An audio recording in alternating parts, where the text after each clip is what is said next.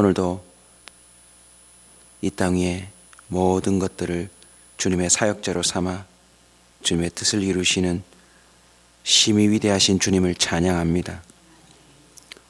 어찌하여 미천한 저희들을 주님의 동력자로 삼으시나이까. 아침에 저희들에게 또 일어날 수 있는 생명으로 기운을 불어넣어 주시니 감사합니다. 성령의 그 입김처럼 기도하는 마음을 저희들에게 불어넣어 주시니 감사합니다. 오늘도 기대합니다. 저희들은 여전히 제 길로 가고자 하나 주님이 우리의 길을 이끄셔서 미천한 우리들을 통하여서도 주님의 사역을 감당하게 하실 줄로 믿습니다. 오늘도 만나게 해주시는 사람들, 오늘도 경험하는 모든 일들 속에서 하나님의 위대하심을 드러낼 수 있도록 도와주옵소서. 주님의 그 선한 뜻이 우리 가운데 이루어지기를 소원하며 예수님의 이름으로 기도하옵나이다. 아멘. 잠언 9장 13절로 18절까지 말씀입니다. 잠언 9장 13절로 18절까지 말씀입니다. 세상의 호객꾼들을 피하라 라는 제목으로 말씀을 나누겠습니다. 요즘 길거리마다 호객꾼들이 넘쳐납니다. 조금만 길을 가다 보면 누군가가 마치 전도지를 꺼내듯 홍보지를 꺼내어서 우리에게 안겨다 줍니다. 뿐만이 아닙니다. 좀 더 심한 곳들은 그저 우리의 팔을 잡습니다. 그리고는 앞길을 가로막고 섭니다. 그리고는 자신들이 목적하는 바를 달성하려고 처음 보는 우리에게 참 각양각색의 다양한 방법들을 동원해서 우리로 하여금 뭔가를 구입하도록 또 자신들의 목적대로 우리가 수긍하도록 그렇게 만들려고 합니다. 오늘 본문은 이 세상에 넘쳐나는 호객꾼들의 원조에 대해서 이야기해 주는 듯합니다. 호객꾼들이 어떤 사람들인지, 물론 그 가운데는 가끔 선한 호객꾼들도 있습니다. 그러나 저와 여러분이 이 세상에 넘쳐나는 호객꾼들 사이에 있는 영적인 그런 의미들을 우리가 또 놓치지 아니해야 될 줄로 믿습니다. 이 원조와 같아 보이는 호객꾼의 모습 속에서 발견할 수 있는 것, 바로 그것이 호객꾼들을 잘 피할 수 있는 지혜가 될 것입니다. 그 특징을 정리해 보겠습니다. 첫 번째는 언제나 길목에 서 있습니다. 14절 보십시오. 자기 집 문에 앉으며 성읍 높은 곳에 있는 자리에 앉아서. 자기 집과 성읍 높은 곳, 길목인 것입니다. 우리는 다양한 길을 걸어가야 하고 또 지나쳐야 합니다. 차를 타든 걸어가든, 심지어 주일날 교회를 오는 도중에도 얼마나 많은 길들을 통과하는지 모릅니다. 그러나 영적인 의미에서 저와 여러분은 더 신중하게 이 말씀을 받으셔야 합니다. 우리가 다니는 길목에 호객꾼들이 있습니다. 호객꾼은 사람이 다니지 않는 곳에 서 있지 않습니다. 가장 많은 사람들이, 아니 가능한 그 성읍 안에 있는 모든 사람들이 한 번쯤은 마주치도록 그 중요한 길목들을 지키고 서 있더라는 것입니다. 저와 여러분도 주님의 길을 간다고 선언하며 도전하고 있습니다. 그러나 우리들도요, 일상의 길을 갈 때가 참 많습니다. 그 길 곳곳에 복병처럼 엎드려 우리가 지나가기만을 기다리고 있는 존재들이 있다는 사실을 우리는 믿음의 긴장감으로 받아야 될 줄로 믿습니다.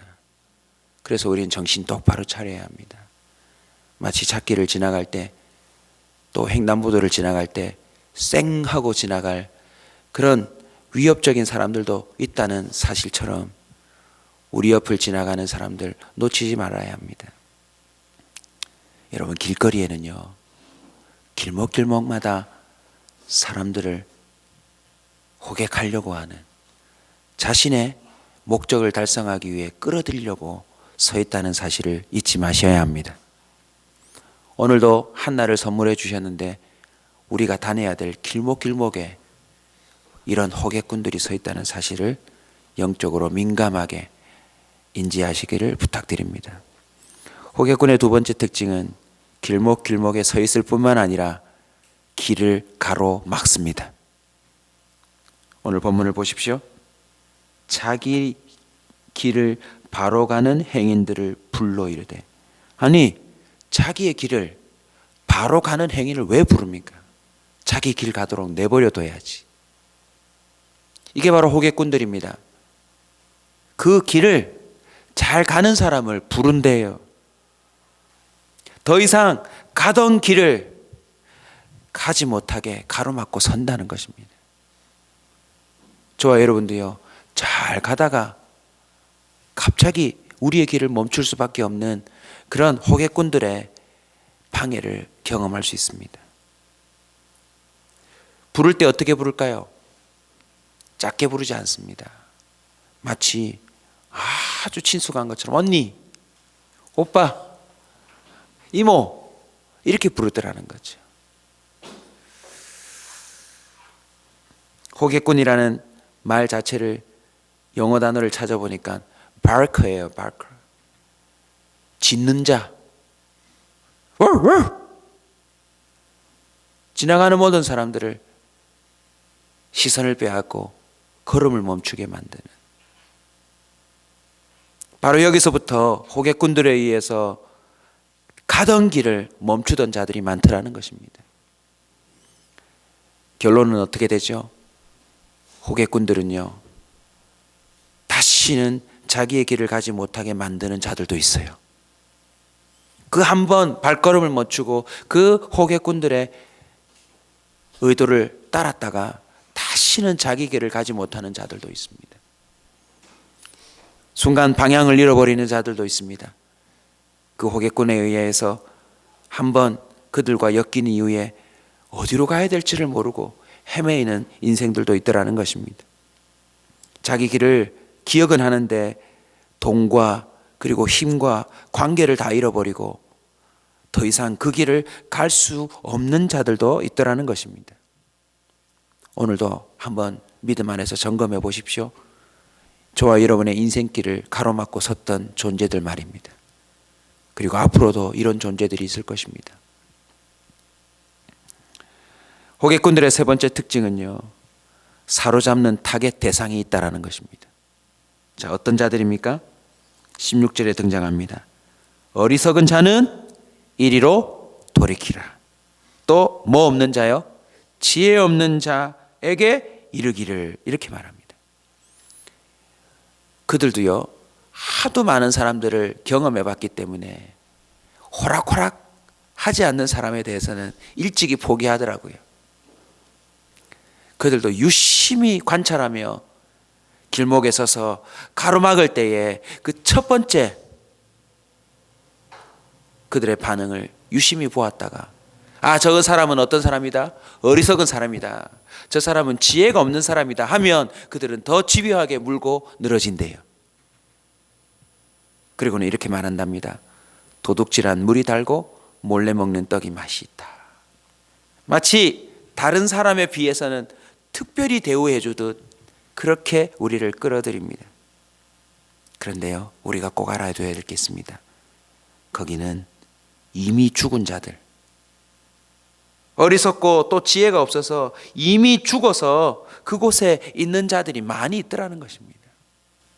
사탄도요, 오늘 이 한날 길목길목에 서서 사람들의 인생을 가로막을 겁니다.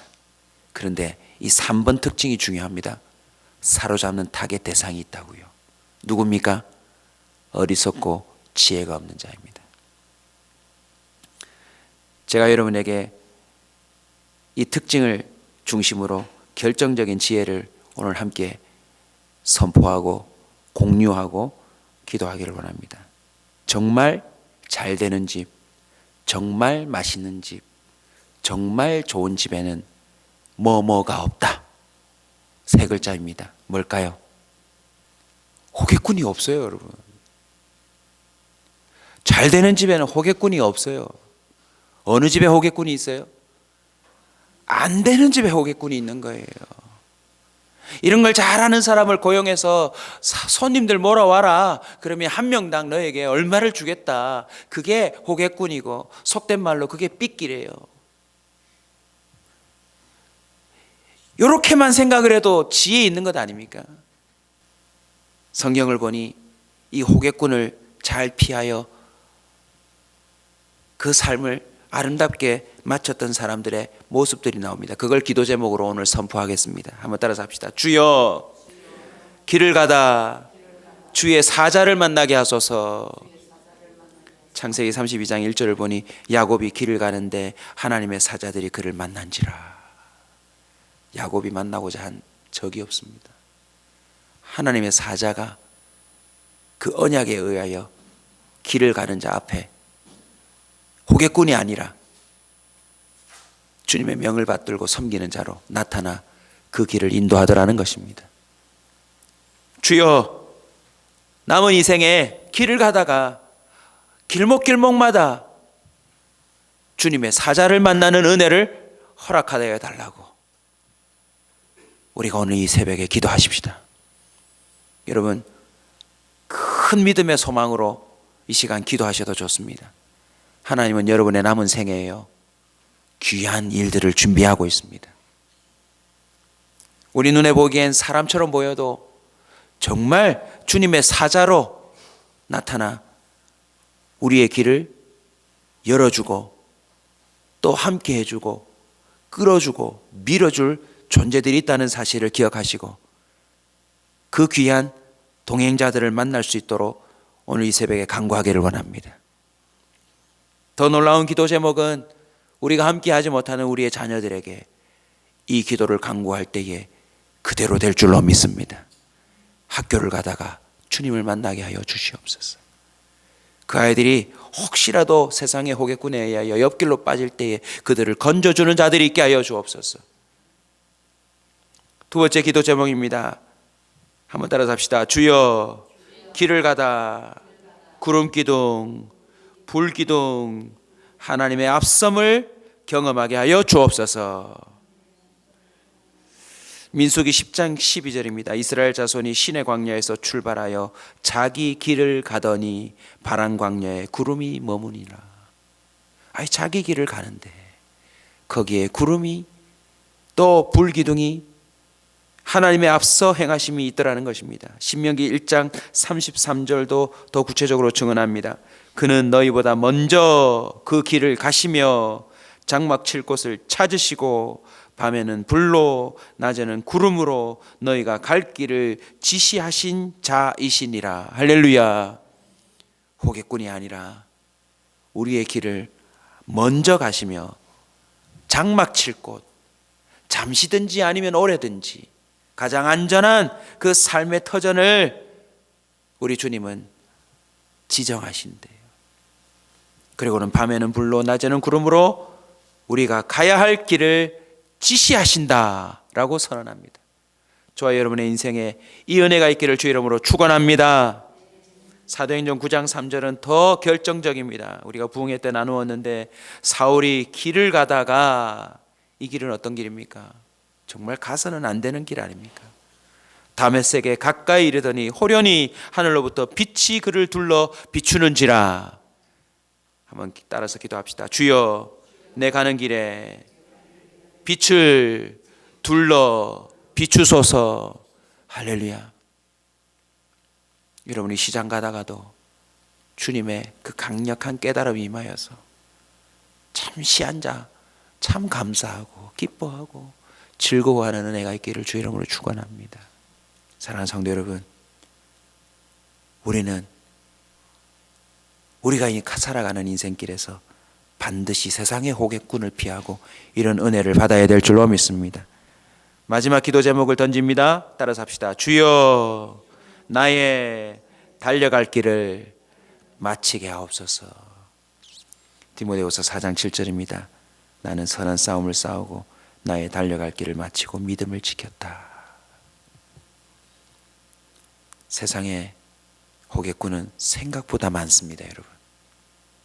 생각보다 많습니다.